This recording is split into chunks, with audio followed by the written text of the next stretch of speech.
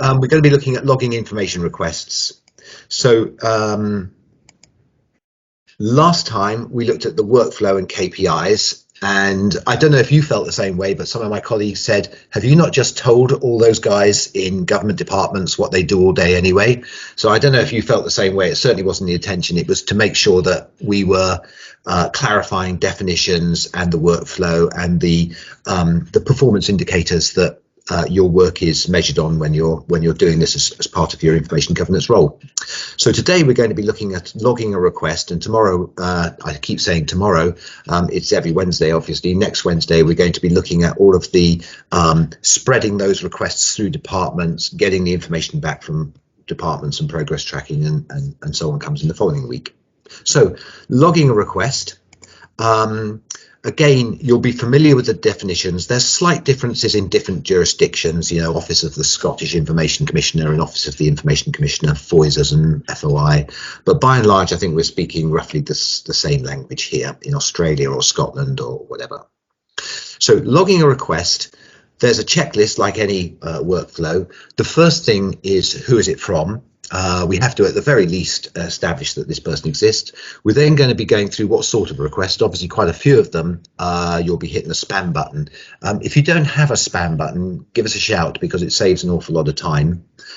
You may also have a policy of what you do with spam or vexatious requests. Some people record them, and because it certainly helps if you have to budget. If somebody comes and says, how come you only do 20 requests a week? But you have to actually go through and very carefully make sure sometimes you have to spend a bit of time deciding that something is a spam or vexatious. Then you've got to decide whether it's like a private data request, a SAR, or an FOI request, or one of the related ones. And in many jurisdictions, there will be others. So in the UK, CAFCAS comes to mind as a historical example, and in Scotland, ADP, CDP. What procedure is appropriate? Well, clearly SARs and FOIs would be different procedures, as would some others. Are there any exemptions? What do we have to do to get other departments to come back with their expertise and knowledge where they hold the data? And then obviously we have to set a status so the clock starts. And because last time was very much about kind of PowerPoint slides, I'm going to be doing the vast majority of this as a demo with the PowerPoint in the background. So leaving aside the automatic ways of raising requests, which, as I was mentioning last time, are becoming a higher and higher proportion of the requests that are taken in, let's have a look at the manual work that is done to raise a request, which we would prefer to avoid, obviously, and prefer to have originated via methods 2 and 3, and we'll be talking about ways to increase that at some point later. So when you manually raise a request, and I'm going to be doing this on the demo Shire system, which is this baby here, in a moment. When you manually raise a request, there are a bunch of things that we need to do on our checklist, and some of them will even prevent you going further in the request. So we're going to be on we used to use Dunwell Borough Council, and we're now on Demo Shire Borough Council for the live sessions. The first thing is who is responsible for doing it. So when you raise a new request, the person that you are logged in as will be the person who goes into this taken by. And if you see something like web user or web input or robot or something in there, it means it's coming in via email to IR, or it's coming via the public do-it-yourself form that you give to the public that's there 24/7 taking these requests, and obviously does a lot of the work of logging dates of start and time and so on. If you're the right kind of administrator, you can actually change the start time. So if you come in on a Monday morning and something clearly arrived on the weekend or the Friday, you can change that back to the date when it actually started, the date received. The date due is calculated by a clock, and that calculation starts when it knows the status is logged, i.e. the thing's been started, and perhaps more importantly, what kind of a request it is. So this would have started at 20 days because it's a demo and because it's Dunwell Borough Council, which I don't think has been opened for years and years. Clearly this got to -304, which wouldn't have been a very good result. But if it was a SAR, then you'd pick a SAR 30, 60, 80 or 28, 54, whatever, and 56, and that would be chosen, and that would define what was running the clock. Then in the next field here, you would have the nature of the request that has come in. So, and you'd probably spell it right, which I have not on typing this. Now, B here, a lot of people have asked, how do we find information that has already been answered? So we can say, look, we've already answered, it's on our public disclosure log. It was just go on to search our site for public disclosure log of request number 1234, and you'll have exactly the same question there, or you might want to send them the link. You might also have done a very similar request before, and in the notes and the files and the emails that are attached, you would be able to find the information that you put on before. So that can save a lot of time in research, especially if one person asks how many cups of tea and cakes and stuff were were drunk and eaten by councillors at council meetings, and another person comes in and asks a question which includes that information. Clearly you can ask that again. Just as an example, we have a live demo show mostly, but just as an example, I've brought up one which I use a lot. There is a technical thing which I don't want to bore you and send you even more to sleep than this general dry subject is, but I can never remember, because I do it quite infrequently, how to do DKIM. And so I've got documents on how to do it, and I can always look and say, over the last however many times, show me all the support items that have come into Accelerate where DKIM has come up as in the short description or the full description or whatever, and I can go search for that, and I can get all of the notes that I had previously. The idea of this short description line here is that it becomes a subject line together with your request number. Let me just go back to, before I go on to that workflow thing, let me just go back to a job on the dashboard here on DemoShire. So if we look at a dashboard that you might get in the morning, I'm logged in as somebody called administrator. You'll obviously be logged as yourselves, and you'll get a dashboard that's some variation of this. And by the way, where you see in the agendas for future weeks dashboards, we are trying out different dashboard builders with a few places at the moment, about 10, 20 of them in the commercial sector over the last year. And the money that they've been able to invest in the function, we're now ploughing back into the public sector so that we can build dashboards in the public sector. But I'll get into that in future sessions. This is a dashboard typically that you would get at the moment, and you can flick between an activity dashboard, activities or tasks being those parts of jobs that you divide up to hand out to different departments, and an information request dashboard. And clearly we're on an information request dashboard now.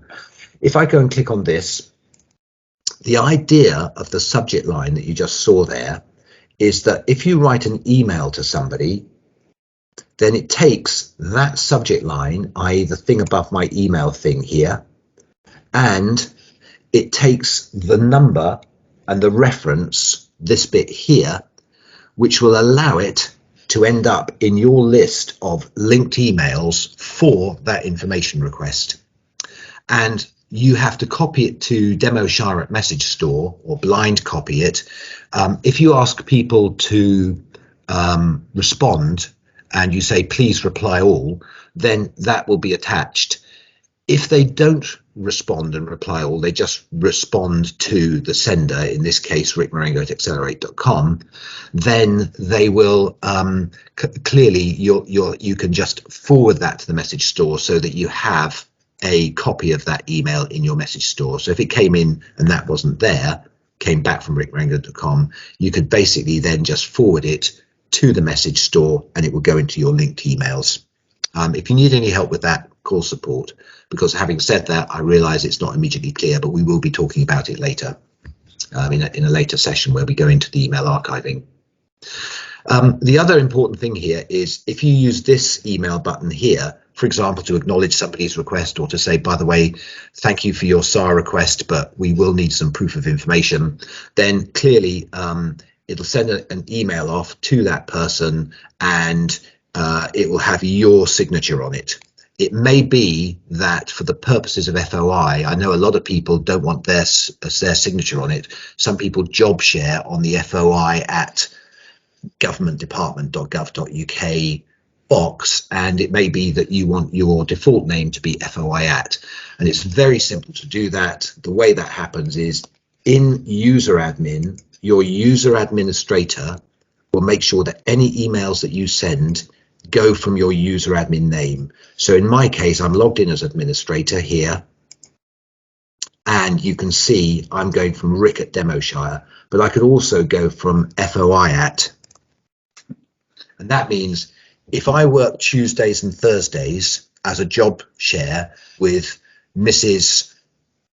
Wednesday and Thursday and Mr. Friday, then if I send it out as FOI and it comes back to our distribution list, then clearly we will all receive it and we'll all share the incoming information where somebody's come back and said, here's my proof of identity, or I dropped it off at the public library and they've approved it and taken copies, so it should be in-house now. And clearly everybody on the job share or on that distribution list can receive it. Don't forget to hit save when you make changes in user admin. So going back to that job, you'll notice that in here, there's notes and files, which are really well worth using. And don't forget, if you write notes and files, the default, if you add a new note, is that it is not published on the website. But if you click that and you go public note, or, you know, we answered this person, blah, blah, blah, that will go, if you tick that box, that will go in your public disclosure log, a subject we'll discuss later. So now, without further ado, let's, as promised, go and create a new information request. The basic idea would be to ask, first of all, who is it from? Now, there's two broad classes of people it can come from. One is an individual, in which case you click New Individual and you add their details. And I don't think we need to go, with my typing, we definitely don't want to waste a 20-minute session going through that. And the other possibility is a new company. And again, I think the main fields of new company and new individual are pretty obvious. It's names and addresses. And there's a few other, depending from authority to authority, there's a few other fields which you may have had removed or you may have added, depending on the workflow. Now, often people ask, well, what if that authority, what if that applicant already exists? So it could be the Daily Herald or the local newspaper or something. So you can do a company search. So if it was a newspaper, clearly Accelerator's not a newspaper, but you can find Accelerator as a newspaper and you can find that person. And likewise, you can do a last name search. So I could have put Marengo in there and got that as well. So here's Mr. Marengo. He's put in a request. And we go to information requests. The other things are notes about the person, various profiling things and so on. So you might have the fact, for example, that company is a, you might have the type of company up here. It might be a newspaper or another government department, and you might have different triggers. Some of you have different triggers for government departments and different triggers for people who are individuals, for example. You might have a lot more information about ombudsman and so on for individuals. So I have to allocate an owner, and so it comes back on my dashboard. Of all of these imaginary people, I'm going to choose myself so you can see this appear on the dashboard. Stage 2, put in the description. I can never think of these, but let's just say number of lampposts. Right. Maybe a little bit more detail here. And remember, you need to keep this short. Even if it's a 17-page question with the height of lampposts, the finances associated with lampposts for the last 3 fiscal years, the social effects of lampposts, what they taste like or whatever, one of these big, complex 17 tasks that have to go to 5 departments questions. Keep this bit short and make sure that you've got the rest of the details in here or in notes or whatever. Now, you'd have to decide on what request type it was.